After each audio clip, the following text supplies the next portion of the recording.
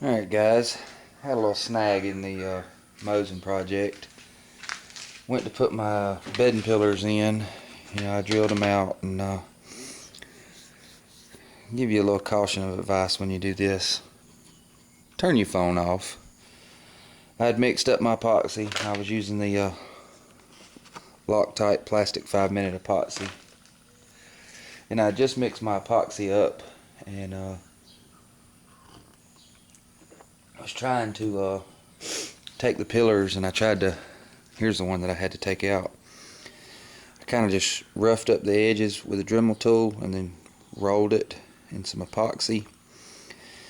And I was trying to do that while I was on the phone, and don't ever try to do that, because apparently I had dripped a little bit inside the pillar for the rear tang screw. The front screw didn't give me any problem. It's underneath the bottom in the magazine. But this rear one, I had to actually drill out the top of the socket head cap screw and remove it because I had mechanical lock. $25 mistake. I had to order new screws and new pillars. But if you want to put these in, what I would suggest doing is take your epoxy, mix it up, and I just bought me a little 50-cent pack of artist brushes, because I can use them, throw them away.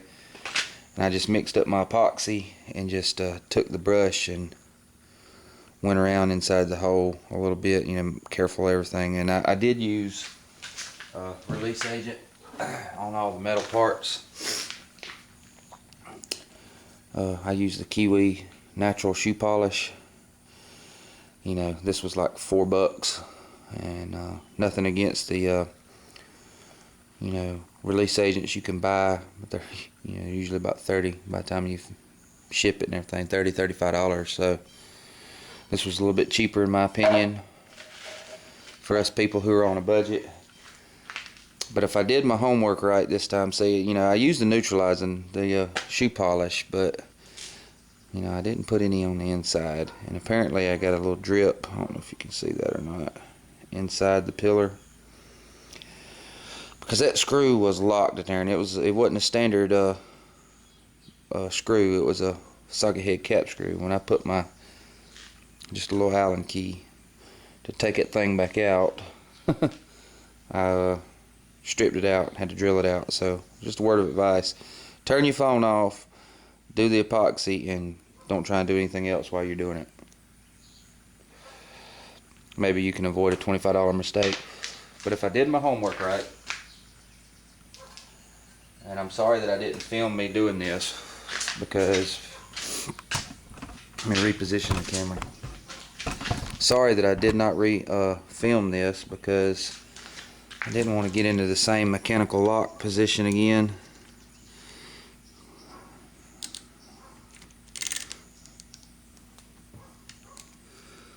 And it appears that I didn't, because I'm able to take this screw out.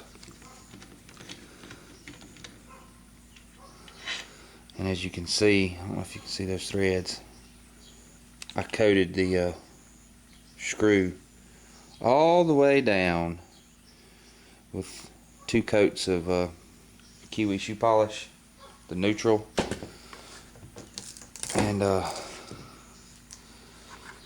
that way I hopefully won't get into another mechanical lock. We won't know until we try and pop this magazine out.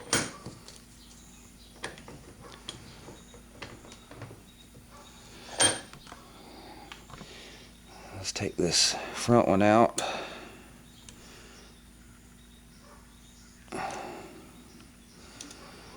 And if I did my homework right, and everybody cross their fingers, we'll be able to take the rifle apart again.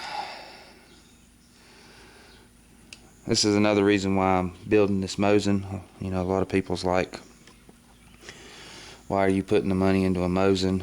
Well, this is something I want to do on a few other rifles, and what better to practice with than something like a Mosin that's cheap. See if we can remove our magazine. Oh yeah, magazine's out.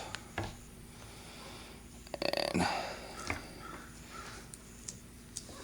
just leave the barrel sitting in the vise.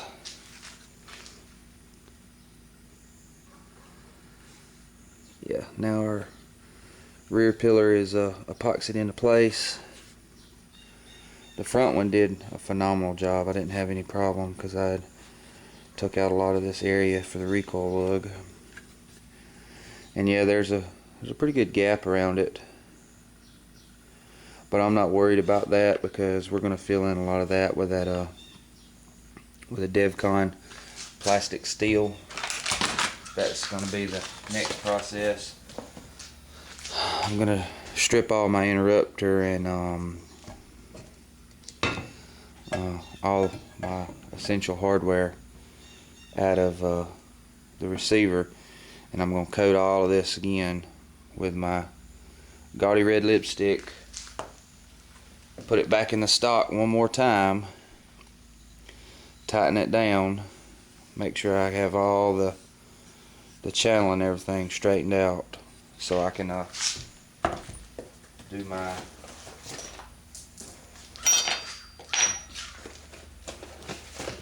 DevCon.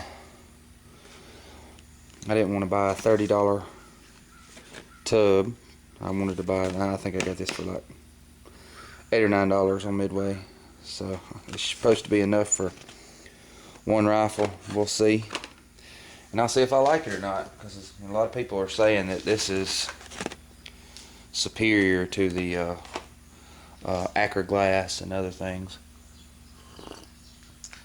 I've never bedded a rifle, so this is my first learning curve, so that's what we're going to do today. And I picked these up. I was walking around the local flea market, and as you know, they always have tools and stuff out there, so I picked me up some really nice metal shaping spoons. This one's actually got the real fine spoon on this end.